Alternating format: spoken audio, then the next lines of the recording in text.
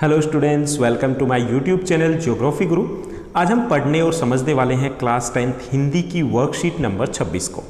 आज की वर्कशीट भी बहुत आसान और बहुत मज़ेदार रहने वाली है। आज हम जारी रखेंगे राम, लक्ष्मण और परशुराम संवाद को। पहले हम जो पद्यांश दिया गया है उसका भावार्थ समझने का प्रयास करेंगे, क्योंकि 10th क्लास है, बोर्ड की क्लास है, तो वो समझना बहुत ज़्यादा ज़रूरी है। उसके बाद हम प्रश्नोत्तर हैं उनको हल करेंगे। चलिए शुरुआत करते हैं। जैसा कि आप अपनी स्क्रीन के ऊपर देख पा रहे हैं, हमारा विषय वो हिंदी है जिसमें हम राम, लक्ष्मण और परशुराम संवाद है वो पढ़ रहे हैं। ये हमारी वर्कशीट संख्या 26 है। आज की दिनांक 2 सितंबर 2020 है। यहाँ पर पद्यांश दिया गया, हम पद्यांश का अध्ययन नहीं करने वाले हैं, हम सीधा भावार्थ है वो समझने का प्रयास करेंगे। तो भावार्थ में यहाँ पर श्री लक्ष्मण है वो परशुराम जी को कहते हैं। जो पहली पंक्ति है उसमें लक्ष्मण है वो संबोधित करें, किनको संबोधित करें? परशुराम जी को संबोधित करें। वो कहते हैं आप तो मानो काल को हाँक लगाकर बार बार उसे मेरे लिए बुलाते हैं। यानी यहाँ पर फिर व्यंग कर रहे हैं लक्ष्मण परशुराम जी के ऊपर कि आप बार बार कह रहे हो मैं आपको छोड़ूंगा नहीं, मैं आपको मार दूंगा, आप तो कुबुद्धि हो। तो आप तो बार बार धमकी दे रहे हैं, ऐसा लग रहा है आप काल को बार बार आवाज़ लगा करके मेरे लिए बुला रहे हैं। लक्ष्मण के कठोर वचन सुनते ही परशुराम जी ने अपने भयानक फरसे को ठीक से हाथ में ले लिया। यानी परशुराम जी और ज़्यादा क्रोधित हो उठते हैं और कहते हैं अब लोग मुझे दोष न दें, यह कड़वा बोलने वाला बालक मारे जाने के ही योग्य है। इसे बालक समझकर मैंने बहुत बचाया है, पर अब यह सचमुच में मरने को ही आया है। विश्वामित्र जी वहीं पर उसी अवसर पर मौजूद होते हैं। वो कहते हैं अपराध को क्षमा कीजिए। बालकों के दोष गुण को साधु लोग नहीं गिनते हैं। परशुराम जी कहते हैं तीखी धार का कुठार, मैं दया रहित क्रोधी और यह गुरुद्रोही जो अपमान कर रहा है, अपराधी मेरे सामने उत्तर दे रहा है, इतने पर भी मैं इसे बिना मारे छोड़ रहा हूँ। सो हे विश्वामित्र, ये सब कुछ इसलिए कर रहा हूँ क्योंकि मैं आपकी बात को मना नहीं कर सकता। मैं आपसे बहुत प्रेम करता हूँ, नहीं तो इस कठोर कुठार से काटकर थोड़े ही परिश्रम से मैं इसे गुरु से उऋण हो जाता।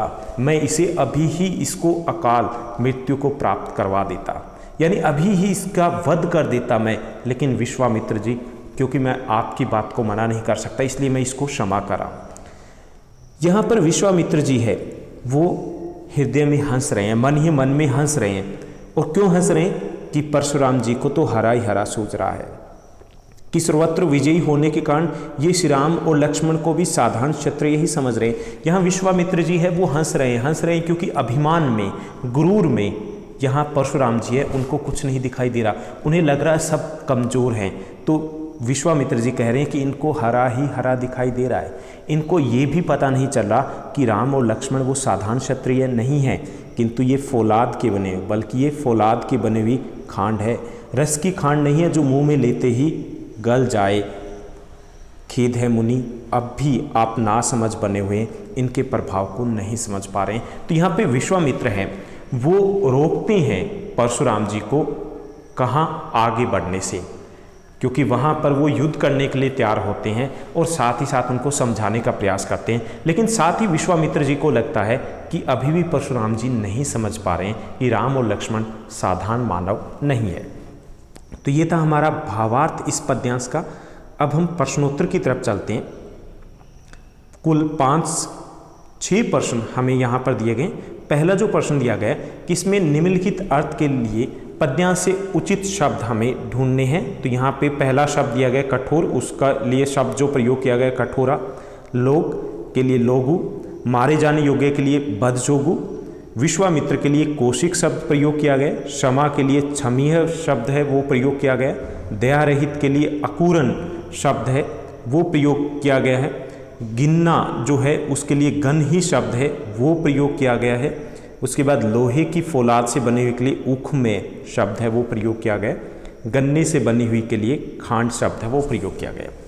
दूसरा प्रश्न आप अपनी स्क्रीन के ऊपर देख पा रहे होंगे जो दिया गया है, परशुराम जी ने विश्वामित्र जी से लक्ष्मण के लिए क्या क्या कहा? पद्यांश पढ़कर बताइए।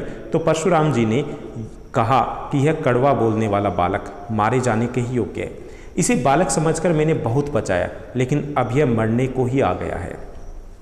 तीसरा जो प्रश्न दिया गया कि विश्वामित्र जी हृदय में क्यों हंसे, यानी मन ही मन में वो हंसते हैं, क्यों हंसते हैं। विश्वामित्र जी हृदय में इसलिए हंसे क्योंकि अभिमान में, गुरूर में परशुराम जी राम और लक्ष्मण को कमज़ोर समझ बैठे थे, जबकि वास्तव में ऐसा नहीं था। चौथा जो प्रश्न दिया गया, दूसरों की क्षमता को कम नहीं समझना चाहिए। प्रस्तुत कथन के बारे में अपने विचार लिखिए। तो यह कथन सही है कि हमें दूसरों को कमज़ोर नहीं समझना चाहिए, इससे हमें अभिमान होता। जब हम दूसरे को कमज़ोर समझते हैं हमें गुरूर होता है, और नैतिक तौर पर भी यह बिल्कुल सही नहीं होता कि हम किसी को भी कमज़ोर समझें। पांचवा जो प्रश्न दिया गया है, एक गतिविधि दी गई है, कोई ऐसी घटना याद करके लिखिए जब आपने अन्याय का प्रतिकार या विरोध किया हो। तो यहाँ पे मैंने एक घटना दी है, आप अपने अनुभव अलग से लिख सकते हो, ये केवल उदाहरण के तौर पे दिया गया है। यहाँ पे घटना दी गई कि जैसे एक बच्चे के बारे में कि मैं पिछले वर्ष से अपने स्कूल की हॉकी टीम में खेल रहा था। परसों शाम को मैं अभ्यास के लिए खेल के मैदान में पहुँचा तो खेल कूद के इंचार्ज श्री गुप्ता के निकट एक अनजान लड़का हॉकी लिए खड़ा था। मुझे देखते ही श्री गुप्ता ने कहा कि तुम्हारी जगह टीम में आज से ये लड़का खेलेगा, यह मेरा भतीजा है, इस स्कूल में इसने आज ही दाखिला लिया है। मैंने उनसे कहा कि पिछले वर्ष से मैं इस टीम का नियमित सदस्य हूँ, मेरा खेल भी अच्छा है। उन्होंने मुझे गुस्से से देखा और फिर कह दिया, निर्णय करने का अधिकार उनका है, कौन खेलेगा और कौन जाएगा। मैं चुपके से वहाँ से चला आया। मैं स्कूल के प्राचार्य के घर गया, उनसे बात की।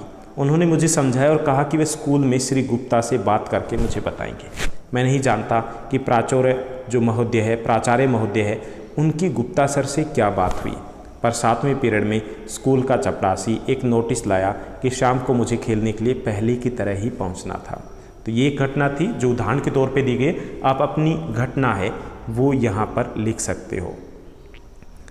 लास्ट जो प्रश्न दिया गया, संज्ञा और सर्वनाम की विशेषता बताने वाले शब्द विशेषण कहलाते हैं। जैसे काला कपड़ा, तो काला क्या है, विशेषता है। जैसे मेहनती बालक, तो मेहनती क्या है, विशेषता है। जैसे मीठा आम, तो आम की विशेषता है मीठा। ओके, तो पद्यांश के भावार्थ में से हमें 4 विशेषण छांटने हैं, ढूंढने हैं, लिखने। तो पहला साधारण क्षत्रिय, क्षत्रिय की विशेषता यहाँ पे साधारण है। कठोर वचन, वचन के आगे जो कठोर है ये विशेषण है। भयानक फरसा, भयानक विशेषण है फरसा का। कठोर कुठार, कठोर है, ये यहाँ पर विशेषण शब्द है। तो आज की इस वर्कशीट में बस इतना ही। Thank you, bye bye, have a nice day.